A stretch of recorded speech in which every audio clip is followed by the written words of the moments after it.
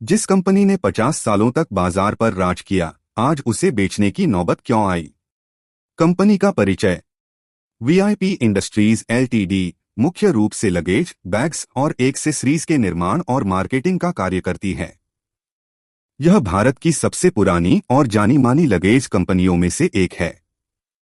वित्तीय आंकड़े, financial matrix. Share की मौजूदा कीमत 475 रुपये प्रति शेयर। मार्केट कैपिटलाइजेशन 6,729 रुपये करोड़। Mid cap company.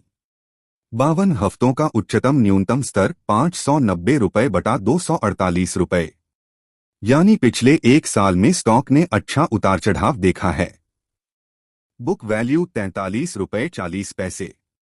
यानी कंपनी की प्रति शेयर संपत्ति बुक वैल्यू के अनुसार 43 रुपये 40 पैसे है। कंपनी को घाटा हो रहा है, इसलिए पीई नहीं दिख रहा। Dividend yield 0.42%। कंपनी बहुत कम डिविडेंड दे रही है। रोज पूंजी पर रिटर्न -1.77%। कंपनी अपनी कुल पूंजी से नुकसान में है। रो इक्विटी पर रिटर्न -11.8%। शेयर होल्डर्स की इक्विटी पर भी कंपनी घाटे में है। फेस वैल्यू 2 रुपये प्रति शेयर। वीआईपी इंडस्ट्रीज ने 32% हिस्सेदारी बेची। वीआईपी इंडस्ट्रीज ने 1,763 रुपये करोड़ में अपनी 32% हिस्सेदारी मल्टीपल्स ऑल्टरनेट एसेट मैनेजमेंट को बेची।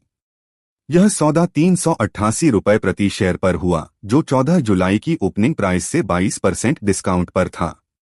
वीआईपी इंडस्ट्रीज द्वारा हिस्सेदारी बेचने के प्रमुख कारण। मार्केट शेयर में गिरावट। 53 वर्षों तक मार्केट लीडर रहने के बावजूद पिछले 5 सालों में वीआईपी का मार्केट शेयर लगातार घटता गया। लगातार वित्तीय नुकसान। मार्च 2025 को खत्म हुए वित्तीय वर्ष के सभी 4 तिमाहियों में कंपनी को घाटा हुआ। इसे मैनेजमेंट ने विनाशकारी वर्ष बताया। पारिवारिक उत्तराधिकार की कमी। अगली पीढ़ी फैमिली सक्सेशन इस बिजनेस में दिलचस्पी नहीं रखती, इसलिए फैमिली अब इसे प्रोफेशनल मैनेजमेंट को सौंपना चाहती है। शेयरधारकों के हितों की रक्षा। शेयर होल्डर्स का भरोसा बनाए रखने के लिए ऐसे मैनेजमेंट की जरूरत थी जो मालिकाना भावना के साथ काम करे। इसी वजह से private equity firm multiples group को लाने का फैसला किया गया। मल्टीपल्स ग्रुप को क्यों दिखा अवसर? भारत का लगेज बाजार 2030 तक 47,000 रुपये करोड़ तक पहुंच सकता है, केगर 14.4%। बढ़ती डिस्क्रेशनरी स्पेंडिंग और प्रीमियम लगेज ट्रेंड से ग्रोथ की संभावना। वीआईपी की 50 साल की विरासत और मजबूत ब्रांड वैल्यू को मल्टीपल्स ग्रुप एक लॉन्ग टर्म अवसर के रूप में देख रहा है। मैनेजमेंट कंट्रोल मिलेगा। 32% हिस्सेदारी खरीदने से मल्टीपल्स ग्रुप को वीआईपी इंडस्ट्रीज का नियंत्रण मिल जाएगा। ओपन ऑफर की अनिवार्यता।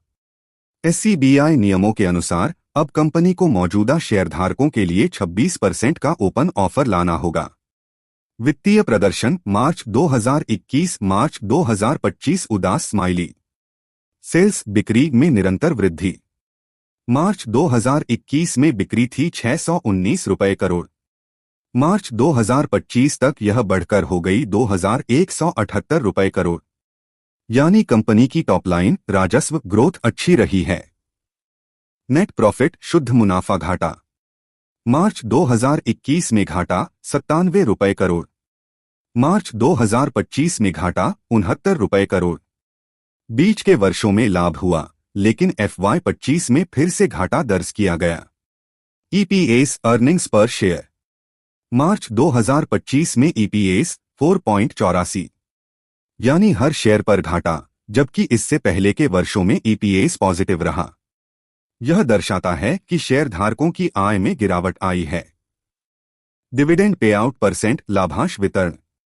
मार्च 2021 0% कोई डिविडेंड नहीं दिया।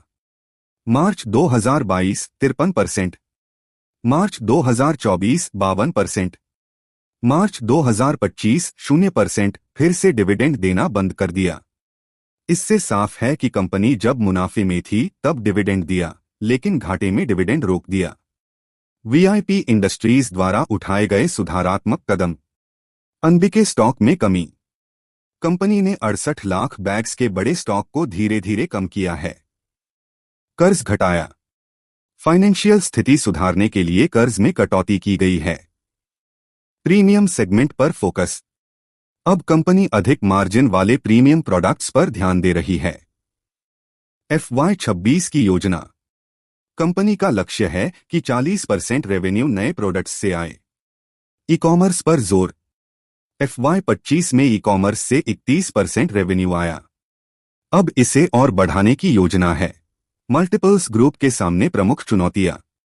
तेज प्रतिस्पर्धा। सफारी और मोकोबारा जैसी कंपनियां मार्केट में पहले से मजबूती से मौजूद हैं। ई कॉमर्स में मुनाफे के साथ ग्रोथ। सिर्फ रेवेन्यू नहीं, प्रॉफिटेबल ग्रोथ पाना जरूरी है। Margin pressure. वीआईपी का प्री मार्जिन 17 से 18% था, लेकिन अब 12 से 15% तक नॉर्मलाइज होने की उम्मीद है। सीमित समय में बदलाव। मल्टीपल्स को इन सभी समस्याओं को कम समय में हल करना होगा। बाजार और रणनीतिक अवसर। मैन्युफैक्चरिंग का चीन से भारत की ओर शिफ्ट। चीन अब हाई इनकम देश बन चुका है और वहां की मैन्युफैक्चरिंग महंगी हो रही है।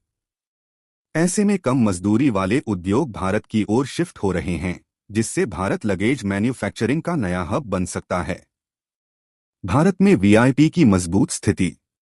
अन्य देशों में सैमसोनाइट लीडर है, लेकिन भारत में वीआईपी अकेली ऐसी कंपनी है जो मार्केट लीडर बनी हुई है। भविष्य की रणनीति। दिलीप पिरमल ने नए मैनेजमेंट को सलाह दी है कि वे मुनाफे को प्राथमिकता दें। मार्केट शेयर को 48% से घटाकर 42 से 43% तक स्थिर करना ज्यादा व्यावहारिक होगा। साथ ही इंटरनेशनल मार्केट में विस्तार पर जोर देना चाहिए। डिस्क्लेमर हिंदी में। यह वीडियो केवल शैक्षणिक और जानकारी देने के उद्देश्य से बनाया गया है। यह निवेश सलाह, इन्वेस्टमेंट एडवाइस नहीं है। शेयर बाजार में निवेश करने से पहले अपना रिसर्च करें।